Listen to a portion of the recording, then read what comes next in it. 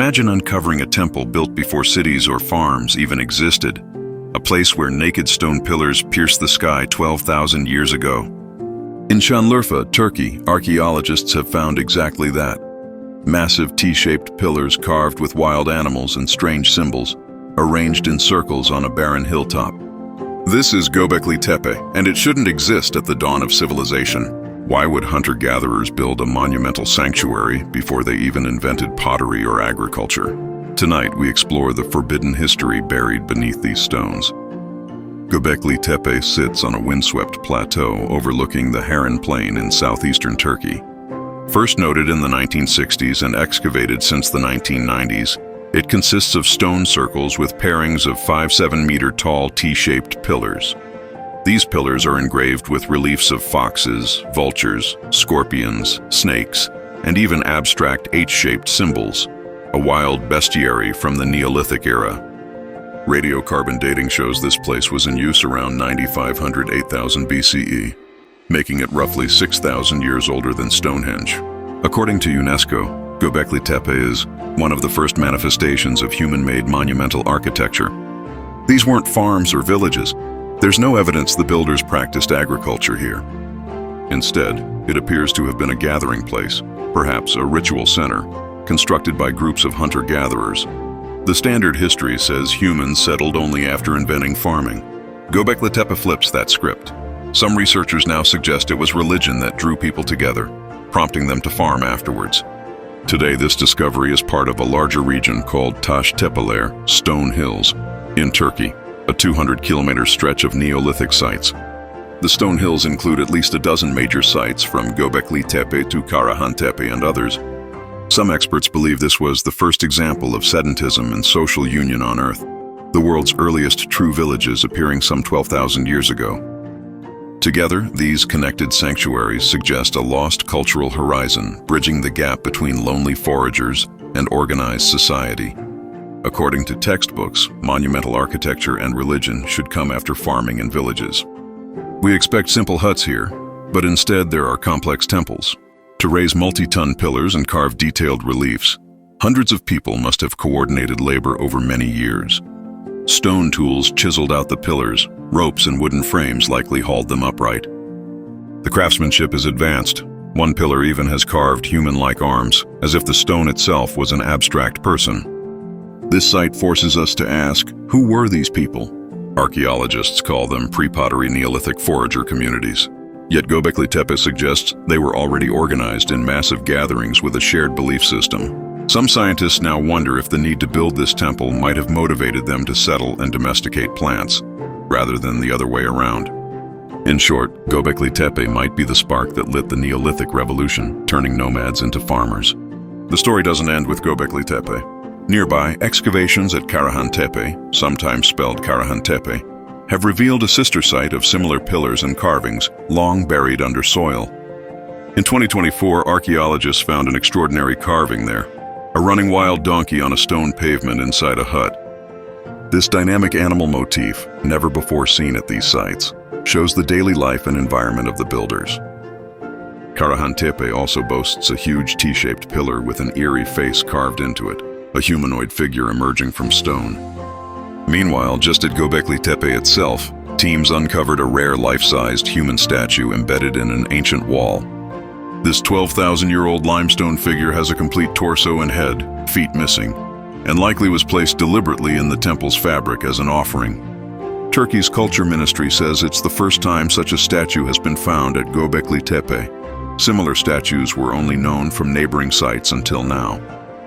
Together with the donkey carving, the statue hints at a rich ritual art, maybe portraits of revered ancestors or shamans.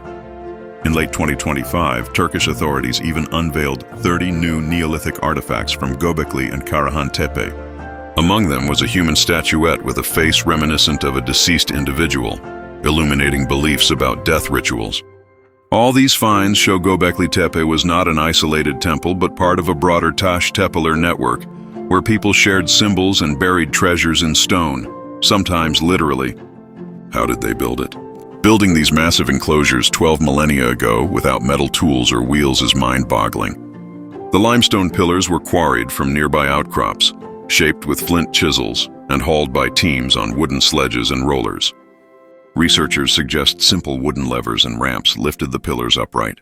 It may have taken dozens of people working together to move a single block. But the builders didn't stop at standing stones. They carved them with precision. Take the antler-shaped stele inside one enclosure. They're polished to a smooth finish. The animal reliefs, a snake with a corkscrew tail, a boar's bristled back, vultures swooping, are exquisitely done for the era. These are not crude drawings, they're detailed art. The workmanship implies skilled craftsmen and planners. In some circles, the pillar itself almost looks like a human figure, with arms crossing a belly, as if these temples were guarded by silent stone sentinels. All this construction indicates social complexity. Hunters and gatherers needed enough surplus food, from fruit, grains, game, to free time for building.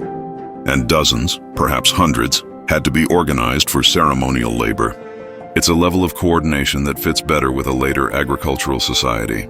Yet here it is in a pre-farming age, shaking the foundations of how we think civilization evolved. Why was it buried? One of the greatest mysteries isn't just that Göbekli Tepe was built, it's that it was deliberately buried beneath tons of earth and rubble. Archaeologists found the stone circles dismantled and covered over around 8000 BCE, when people abandoned the site. Instead of eroding naturally, the enclosures were backfilled. Pillars lay toppled or broken, their art pressed into soil. Why bury a temple? There are wild theories. Some say it was a ritual closing ceremony, honoring the gods and retiring a sacred space. Others suggest drastic changes made it taboo. Maybe climate shifts ended rituals, or a new belief system forbade the old gods. The deliberately layered fill is eerily orderly, as if the last generation carefully entombed their ancestors' sanctuary. As archaeologists dig deeper, patterns emerge. For example, later builders in the region reused carved stones from Göbekli Tepe in village walls. This patchwork of megaliths suggests a continuity of place. The memory of the temple lingered even after it was buried. Today, every new chamber excavated could bring more clues, maybe hidden chambers, statues laid to rest, or even ancient tools. One thing's for sure, these questions remain wide open, inviting the curious to speculate and comment. Mainstream theories versus forbidden ideas. In academia, Göbekli Tepe is usually seen as a groundbreaking sanctuary of early Neolithic peoples, a temple complex where foragers gathered seasonally, celebrated rituals, and feasted on wild game. It's considered the world's oldest known temple, marking a pivotal step toward farming communities. Some scholars emphasize practical explanations. Building it was a communal project to ensure survival, teaching skills and cooperation that later enabled agriculture. But outside the academic circles, extraordinary claims flourish. The age and sophistication of Göbekli Tepe have fueled fringe ideas, perhaps a lost advanced civilization left behind these temples. Some wonder if survivors of a cataclysm, like a comet impact or great flood, built them, passing down forbidden knowledge. Others point to the intentional burial as evidence of occult secrets or alignment with stars. Yet so far evidence is slim for such theories, they remain speculative. The pillars aren't hieroglyphic texts, but scenes. They may align with constellations, but no one has decoded any ancient language here. Nevertheless, the mystery and controversy have made Göbekli Tepe a magnet for sensational stories. As one Reuters archaeologist put it, these finds are rewriting what we thought we knew about early religion and organization. The real danger is jumping too quickly to sci-fi explanations. Instead, every new stone uncovered needs careful scientific study. Even so, the truth straddles a line between the mainstream and the forbidden, a wondrous past that still challenges our imagination. What we can say with certainty is this. Over 11,000 years ago, small bands of people on a hilltop built a monumental temple, painted it with the animals of their world, and then purposefully buried it for millennia. They left behind no written records of their name or language, only the silent stone giants they crafted. And that's just Göbekli Tepe. All around it, beneath the Turkish soil, lie other enclosures, statues, carvings waiting to emerge. Every season, archaeologists peel back layers of dirt and little by little, a forgotten chapter of human history unfolds. If we've only found a fraction of Göbekli's chambers, what if hundreds more lie hidden? If a sanctuary this old existed, what other impossible sites might be waiting, undiscovered under some distant hill?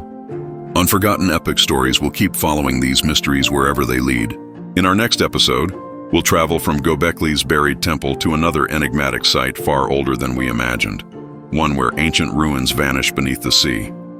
If Göbekli Tepe taught us anything, it's that the past still holds secrets that can shake the foundations of history itself.